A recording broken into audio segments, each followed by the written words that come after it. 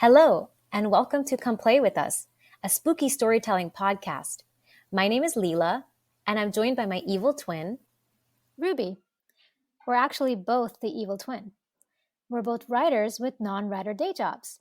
We believe in the power of great storytelling, so we've invited guests with the challenge of weaving a tale about real-life hauntings and paranormal activities with the sole purpose of scaring the shit out of us. We'll rate them to see how they've done. Our ratings go a little something like this: scared shitless,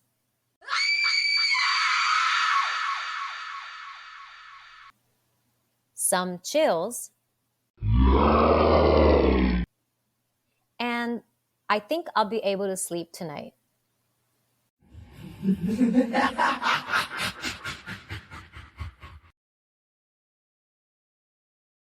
Hi everyone, welcome back. Today we have my good friend Fran, who is joining us and is ready to be scared. Want to say hi? Hi everyone. I am a little scared about what I signed up for, but let's do it. Let's do it. I love it. Well, then in that case, Fran, your lights should be off so you can get optimal scared. You can optimize the scares. Let's give it a shot. So let's do it. Here we are. So just for the record, it's 7:30 p.m. So I hope that I'm not gonna get too scared that I'm not gonna be able to sleep. So let's do this. So I don't want to give too much background on this, but it's pretty much one of the it's a very, very well-known story. I know other podcasts have covered it. I'm really excited to cover it myself. It's a doozy, so I would definitely buckle up. So this is the story of Barney and Betty Hill, and it's actually known as the Barney and Betty Hill incident, which occurred in September 1961. So the Hills lived in Portsmouth, New Hampshire. Barney was born in 1922. He was a World War II veteran and he worked for the U.S. Postal Service. And Betty was born in 1919 and she was a social worker. They were also both civil rights advocates and were members of the NAACP. Also uncommon at the time, given interracial marriage wasn't legal in the U.S. until 1967, Barney was a black man and Betty was a white woman. They were both just known as a highly intelligent, well-respected, and accomplished couple. So, in September 1961, the Hills had vacationed in Niagara Falls and Montreal, and after a nice, restful time, they headed for the long drive back to Portsmouth. It was a long, dreary ride, about 4 to 5 hours long, but they kept each other company on the way. Then, sometime after 10 p.m., as they were driving through New Hampshire, Betty saw something in the sky. It was too bright to be a star. It was first positioned sort of hovering under the moon, but then it moved upward to the west of the moon. Barney wasn't noticing this because he was driving and he had his eyes on the road, and they were just speeding down Route 3. Betty figured maybe she was witnessing a falling star, although it had strangely moved upward instead of down. But then the bright light started to act even stranger. Its movements became erratic, and it even began to grow brighter. At that point, Betty got freaked out and asked Barney to pull the car over. But they also had their dog with them, so the excuse was to walk the dog as well.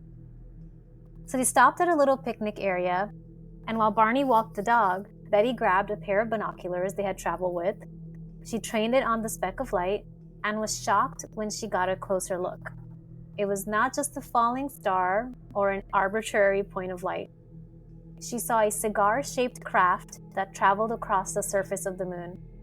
It had several multicolored lights that were flashing. She wondered if this was actually a flying saucer because she remembered a few years ago her sister had spotted one before. Then, when Barney returned, she said, "You have got to take a look at this." Barney knew she had seen something in the sky, so he took the binoculars and he did his own observation. He felt like what he was seeing was maybe just a regular airplane traveling from Vermont to Montreal. But then suddenly, the object did something very unplane-like It immediately descended in the sky and it headed in their direction. Ooh, Fran really turned her lights off. She's getting ready. I approve of this.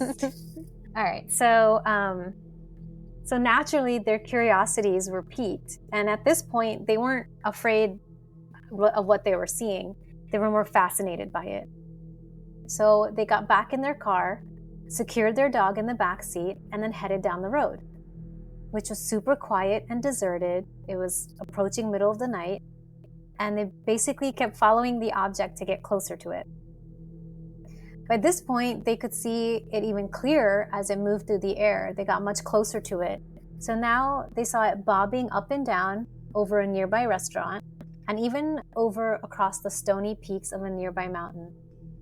Betty noted that it was probably 40 feet long and that while it moved, it was actually rotating at the same time as it was moving.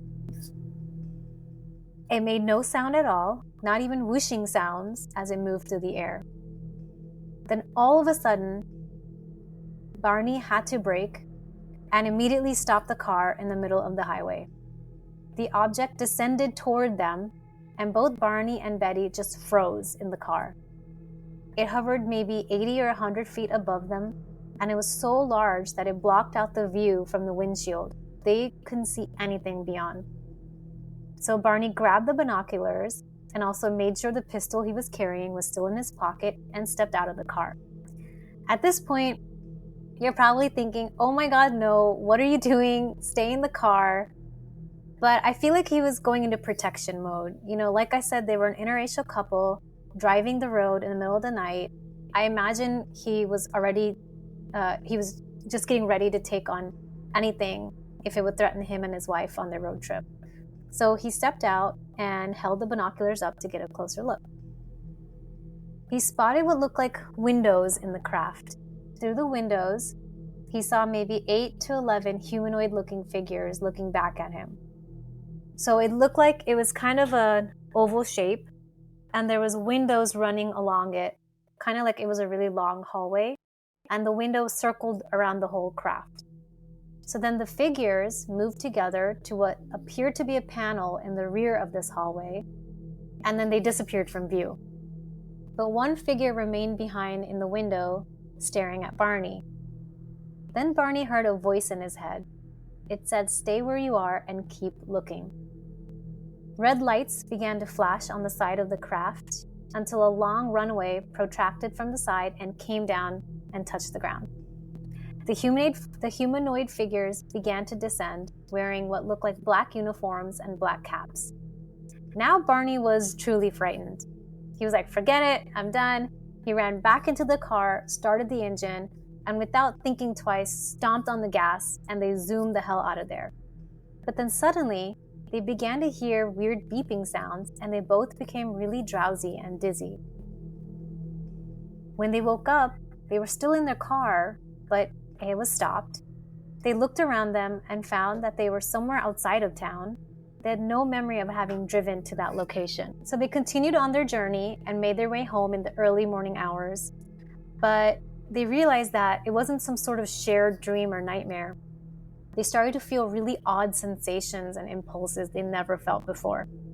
Betty wanted their luggage to be kept near the back door, far away from them, rather than in the main part of the house. She just couldn't explain it. She just didn't want it near her. Both of their watches were broken, and no matter how much they tried to get them fixed, they would never end up working again.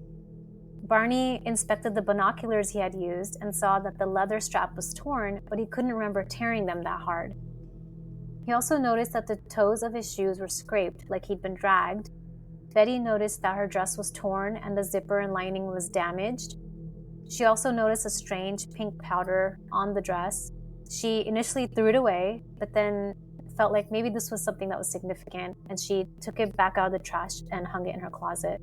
For several years after, that dress was examined and re-examined countless times for evidence, but that pink powder had blown away when she had thrown it away before putting it back in her closet. So they were, of course, home, and they were just weirded out. They knew they had encountered something strange and unusual, and both of them immediately went and took showers to remove any contamination from their bodies. They also sat down and went over their experience together, and they drew pictures of what they had seen so they wouldn't forget. They inspected the car, and they found something really weird. 2 shiny circles were on the car's trunk that they'd never noticed before. They took a compass and they're moving it around their car to see if there's any weird electromagnetic evidence, and found that when they got close to those circles, the needle would just go crazy. So after this incident, in October 1961, Barney reported it to the NICAP, which is the National Investigations Committee on Aerial Phenomena. He told them that the beings he encountered were not human. Both he and Betty were interviewed, and they basically told them everything about the encounter and everything that I just shared. But there was also some weird stuff going on. When they were asked about what happened between the encounter and getting home, they couldn't remember anything that happened after the beeping noises they heard, and then where they were outside of town in their car that was stopped. Barney felt like he had developed a mental block, and he felt like maybe there were parts of that night that he actually didn't want to remember, and so his mind was blocking it. So the man who interviewed them, his name was Walter Webb. He was a Boston astronomer, and he was a member of NICAP, and he fully believed them. But things got weirder for Betty and Barney. Betty started getting crazy, vivid dreams, and they recurred every night for almost a week before completely stopping. She had never experienced dreams this vivid and this detailed. And when they stopped happening, she went to Barney about it, but he was sympathetic, but he just didn't think there was anything to them, so she kind of dropped the matter. But she did write them down in detail. So she dreamt that their car had encountered a roadblock, and that there were these strange men that surrounded their car. Then she lost consciousness, and when she awoke in her dream, she was being forced by 2 men, they were about 5 feet tall, to walk with them into the forest. It was nighttime, but she could see that Barney was behind her. She called out to him, but he didn't seem to hear her or even see her. He looked like he was sleepwalking. The men all wore matching blue uniforms with caps that resembled military cadets. They looked almost human, but not quite. They had black hair, dark eyes, very prominent noses, and their lips had a bluish color. Their skin was gray. At some point in her dream, ooh, match me on Tinder. And I was like, why do they kind of sound hot? We are in the market. Yeah, they're on the market. Yeah, they're looking for. You're like, I'll go to the forest with you. Maybe a throuple. I don't know. You betcha.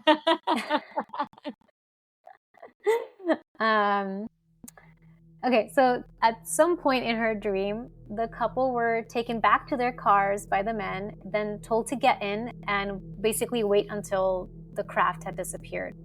So in her dream, that's what they did. They sat in the car and waited, and then they just drove home.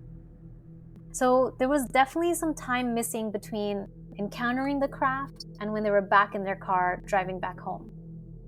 And when they did get home, it was 3 hours later than the normal time it would have taken them to get home. They could barely remember the final part of that drive. So the idea of hypnosis was put forward, that each of them undergo hypnosis sessions to draw out and really learn what happened during that part of their memories that were blocked. Barney was reluctant. I think he wanted to just put this whole thing behind him, but he eventually agreed to it. So while under hypnosis by a man named Benjamin Simons, Barney was able to explain how the binocular strap had broken. It was during that moment when he was observing them, and he was like, oh shit, and then he ran into his car. So it happened just from him rushing into his car. So at least that was explained. As he was driving, he said something made him want to pull off the road and instead drive into the woods. So that was what he did. Then the car completely stalled and went dead on its own. Barney recalled seeing 6 of those men standing in the dirt road and them approaching the car. Both Barney and Betty had separate hypnosis sessions, and they basically described them the same way. Barney said their eyes were so intense and mesmerizing that he felt like they were reaching into his brain And in multiple sessions, he was so terrified of their eyes and the power they had over him. Barney said they spoke in a language he didn't understand. Both Betty and Barney had said that while they spoke to each other in this language, they were able to communicate with the couple telepathically in English. So in Betty's sessions, it was basically the same thing that she saw in her dreams, and it was basically consistent with what Barney said. The doctor couldn't really explain how this was happening, two people encountering actual alien abduction, and then in separate sessions corroborating what they had reported. So he'd later go on to say it was a shared mental delusion, but that was because it's the best thing he could do, given how hard it was to explain it. And at that time, UFO sightings were just starting to take off after the war, so it wasn't as common then as what we know it to be today. And also, it's not like in the sessions the Hills were hypnotized, and like in the movies when someone's hypnotized, they're just kind of, their eyes are closed and they're just talking robotically. There's tapes of the sessions, and you can hear the fear and terror in their voices. They're gasping for breath or stuttering or even suppressing a scream. And at times, they even break down into hysterical sobbing. So I can't imagine it was easy to hear all of that. It's like I'm starting to get scared, and I live in a walk-up in New York, and the problem is that there's a neighbor walking and I can hear, and it's freaking me out. It's like every time we have one of these, someone's always walking around upstairs. I'm like, why? Like, I don't know. It's like they Something know. creepy always happens. Yeah. I know. Or my if cats. they drop something, I'm gonna freak out. I'm just saying. It's gonna be like, yeah, you should just go and file a complaint after that at that point. So after their hypnosis sessions, everything was logged and reported. That was all they could really do. And they just went on to live pretty normal lives. They didn't go looking for reporters or seek publicity, but they were willing to talk about it to close friends and families and maybe go to the odd UFO convention. And if the occasional UFO researcher reached out, they would speak to them, but they overall kept the rest of their lives pretty low-key. A bunch of books have been written about them, including one some years after their encounter, which they cooperated with, and the doctor that had hypnotized them was interviewed for it. So Barney unfortunately died not long after, 8 years later, at the age of 46 of a stroke, and Betty died of cancer in 2004 at the age of 85. She never remarried. All of their documents and the sketches they made are now housed at the University of New Hampshire, which is where Betty went to college. Their story is one of the most famous UFO abduction stories ever, and it actually inspired a lot of alien encounter fiction over the next decades. Before their story, any UFO encounters that were documented at the time were described in a very friendly, very dreamlike way, like in the 1951 movie, The Day the Earth Stood Still. But their encounter was terrifying, and the feeling of violation of your memory being blocked was really bone-chilling, and there was nothing like that until then. It was usually like someone had an encounter and had a conversation with an alien, and they were like, we come in peace, and then they disappear. So this was terrifying. So now there's actually a sign, there's a historical marker on the side of the road where they had their encounter in New Hampshire. It says on the sign, on the night of September 19th to 20th, 1961, Portsmouth, New Hampshire couple Betty and Barney Hill experienced a close encounter with an unidentified flying object and 2 hours of lost time while driving south on Route 3 near Lincoln. They filed an official Air Force Project Blue Book report of a brightly lit cigar-shaped craft the next day, but were not public with their story until it was leaked in the Boston Traveler in 1965. This was the first widely reported UFO abduction report in the United States. The end. Oh, wow, that's interesting. Good job. Thanks. Oh, you guys are really quiet. Well, because I want to say so, but I want to wait till we rate the story. Yeah, so I want to understand, how do I rate it? Oh, Well, so Leila I can will explain. Okay. Yeah. Well, so you both just want to jump right into it. Okay, so the first rating is the lowest rating, and it is, I'm going to be able to sleep tonight. So No, nothing really super chilling there. You're just like, I won't even be thinking about this later. The medium rating is some chills, so it creeped you out. And the final rating, which is the highest, which is self-explanatory, is scared shitless. Okay. It's basically like, I am super duper creeped out. I will be thinking about this later. Well, hopefully I'm not going to be thinking about this later. I think that like mine is the median one. I think that were moments I was just like, oh my God, okay, I don't know if I want to keep listening to this, right? But I was just like, okay, I signed up for it. Yes. So some chills, the medium rating? Yes. So the Nice. medium rating it is. Yeah. I like how you're still looking around your dark apartment. Yeah, you're still looking around scared. Yeah, that's the moment that as soon as I hang up, I'm going to turn on the lights and going to put like something stupid on Netflix. Yeah. I know. So I think that like first of all, like for me, it's funny because it's a Sunday night when we are recording this, and listeners, you're gonna notice a little bit of an accent. I actually grew up in Brazil, and there was a show that was like a kind of like news and entertainment, like on Sunday nights. And as a kid, sometimes like on Sundays, they actually used to have some UFO stories. And my mom actually forbade me to watch it because I couldn't sleep later. So it's actually funny that you ended up telling me a UFO story, because it's one of the things that it freaks me out, because it's something that we just don't understand. Right. And that's like the type of thing that people have different interpretations, and they might think, okay, are people like lying? Is this true? Right. And I think that people have different ways how they feel about a story like that. Yeah. I think that one of the things that I would love to understand, and I think it maybe would get a little bit more spooky, is getting a little bit of the details of what they saw, right? Because I think that like I'm gonna be able to sleep tonight, because I was just like, okay, that's scary. I would hate to be in that situation. And then Luca's just like, okay, I missed like 2 hours of my life. What's going on? Yeah. But at the same time, like not knowing exactly what she went through and what's the level of trauma that situation probably caused. I know you mentioned that like you could notice like in their voice during the hypnosis that they were having like a lot of emotions. But I think that it's just like, what happened, right? Is Yeah. that something You just see that extra element, right? Like that extra creepy, yeah. Exactly, because it's just like, was she like injured, right? Is it like more like psychological? How did it affect her life? Right? I think it's just like it's super interesting, but it's just like, okay, what is the like the details? Yeah. No, that's a really good point. It's funny because when I saw you a week or so ago, I had asked you, I was like, friend, what scares you, so I could know what to do?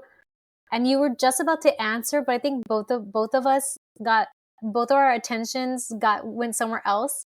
And I remember later on when I was preparing this, I was like, wait, she never answered me. Like, what happened? Why did we forget? But I was like, you know what? I'm just going to go for it. Let me just do aliens and see what happens. Ruby, what do you think? So I actually started off with some chills, and then I ended with scared shitless. Yay. So good job. And I think what was that scared me is that their terror did not end on the road. Like the idea of them going home, like I imagine Todd and me having a house upstate and going home after a trip, after some weird alien stuff happens. And we'd have alarm systems, all that stuff, but I wouldn't feel safe because these things can talk to us in our minds, and they can probably walk through walls, and they're able to make technology stop so they can just gain entry. Like the fact that I wouldn't feel like, you would think that like something terrifying happens and you go home and that's where you feel safe and contained, and to Then know the that dreams are happening. yeah. And so then it was like the terror of not feeling safe in your own home, but then also like trauma. Like I think trauma is what added to the fear for me, is like you are having nightmares where you're reliving this thing that happened with these terrifying humanoids that when you look into their eyes, you're filled with this like horror. And I think it was just like that. At first I was like, oh, okay, standard alien stuff. And alien stuff doesn't really scare me as much. But I think it was like that feeling of losing like safety, or a place that would have been a place of safety isn't anymore. And then that violation, and then the lack of control over like remembering what happened. I think that for me scared me too, like the lost time. And the weird feelings and just not knowing, like, where did this powder come from? Like, yeah. So that got me to scared shitless, because I was like, and also, a lot in this podcast we talk about ghosts and hauntings and things like that. They're usually localized. They are usually around, it happens in a house, like the Whaley house or something, which is one of our episodes. But this is something that, like, it can happen anywhere. It could happen right now. There could be like a spacecraft outside my window, just waiting for me to end the call, so it could mess with my memory. Well, so this is You know? this is a picture that Barney drew when he was under hypnosis of the alien.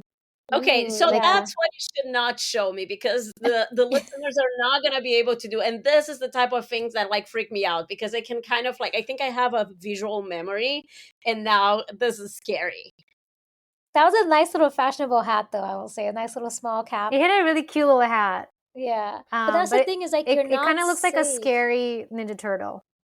You know Yeah. what I think about that it's interesting about like aliens? It's just like people describe them as like, it's always a pattern. It's just like, it's always like kind of like humanized, right? So Mhm. it's just like humans with like, I think you said the skin was Grace. gray, Yeah. right? But they resembled like just like humans. I just wonder, right? Like, can it be just like something completely different? I don't know. I always hear that very specific type.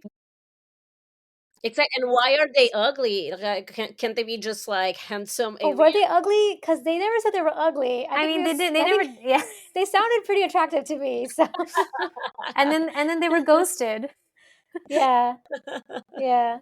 because they never encountered them again. And like, I just imagine Yeah. New Hampshire in the '60s. Like, obviously, New Hampshire now, it's like just trees and road and darkness. It's just like, Which is yeah. already a scary, Yeah, it's being already alone on the scary road, driving at night. driving, Yeah. anywhere in the Northeast. Yeah, already. Yeah, like put anybody in a forest at night, I would be totally freaked out. Yeah. I'm never going camping. I've told Todd I'm never going camping. I would not sleep, and I'd be I mean, if I was with like wreck. 10 other people, I'd feel better. I still would not. Any little sound I heard outside of the tent, I'd be like, it's either a bear or a serial killer. It's one or the other. Yeah. Have you guys Yeah. watched The Witch of Blair? The Blair Witch? Oh, the Blair Witch? Yeah. Yeah. The Witch of Blair. That's a better title, actually. I was like, is that the Brazilian translation? Okay, let's do this one. Have you guys watched The The Blair Witch? Brazilian Yes. remake. Yeah. Yeah, we have. So I remember when I was a kid, I thought it was a true story because they made it seem like it was true. It's like one of Yeah. the first viral Fran, advertising. The theaters were so full that people had to sit on the steps. Oh my god. When It it was came like- out. Because it was so realistic. It was Mhm. realistic, but it's like the only scary part was like the last 5 seconds when the dude's It just was a standing in the suspense. corner. There was a suspense. Yeah, No, it was a remember suspense. those little they found those little wooden yeah, those those little little things, wooden and then the things. hands on the tent. Yeah, The you guys hands are on the freaking me tent. out. No, And I'm scared getting shitless. freaked out. Yeah, and also like just the fact that they kept coming back around to the same place. So Yeah. yeah, the woods are scary. I'm not. Yeah. No. Yeah, I'm I fine. know, Fran, you have to go in a few minutes, but thank you so much for coming on and listening. Do you feel inspired? Like you could tell a scary story? Let's think about it. I just need to see what I'm gonna tell you, but yeah, maybe I can think about something.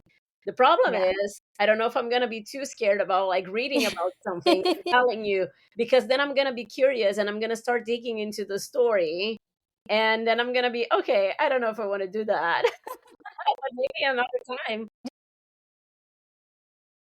Thanks, everyone, for listening. We really appreciate all of our listeners. And don't forget to reach out to us if you have any questions, want to share a story. Our email is podcomplaywithus@gmail.com. Don't forget to rate and leave a review. And we will catch you all on the next episode. Thanks, everyone.